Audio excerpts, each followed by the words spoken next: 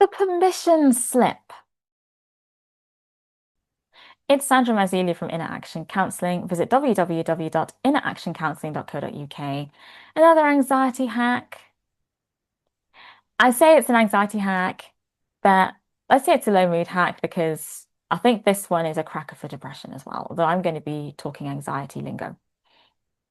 And just about anything like if you're not too motivated, but it's the idea of giving yourself space to feel what you feel at this moment. So you don't have to be calm to cope. And this comment is for you if you've got anxiety, but also for you if you're a person supporting somebody who's anxious. Because try this one. Just calm down, will you? What happens? Does the person actually calm down? Of course not. Don't you tell me. That is just horrible, really.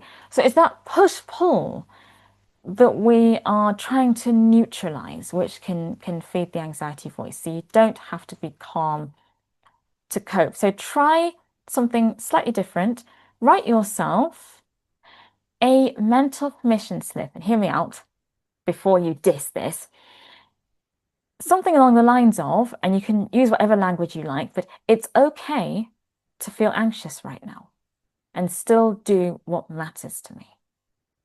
I'll repeat that. It's okay to feel anxious right now and still do what matters to me. Now, some people do all kinds of things and feel like they have to be in the right frame of mind to do whatever it is, whether it's prayer or write that book or just about anything. And you can feel a bit anxious and still perform well. You know, take it from performers where we almost thrive on that nervous energy and adrenaline and all that.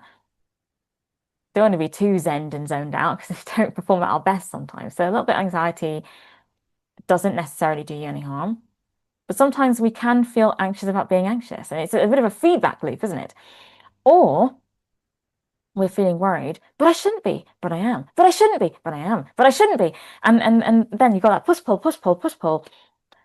So writing yourself something, you don't have to write it down, you could record it for yourself or anything you want, but just giving yourself that space to feel however you feel right now and still do your thing, whatever that is. And giving yourself permission softens that resistance, that push-pull I was talking about, because that push-pull makes the anxiety voice louder, right? It gives it volume. It starts to shout louder because it's like, oh, there's a pull, so I'll push that. Well, there's a push, so I will pull instead. And it's like, no, shut up. I don't know if you've come across The Apprentice. It's very different from some other shows. You know, two teams, a task, and whoever wins by selling the most or whatever will win the treat at the end and not be at risk of being fired. But a lot of the time it's some ideas, good and bad, and sometimes the worst ideas are taken on, not because they're good, but because that person has the loudest voice. And that is what anxiety tries to do. And the more we fight with it, the louder it can become.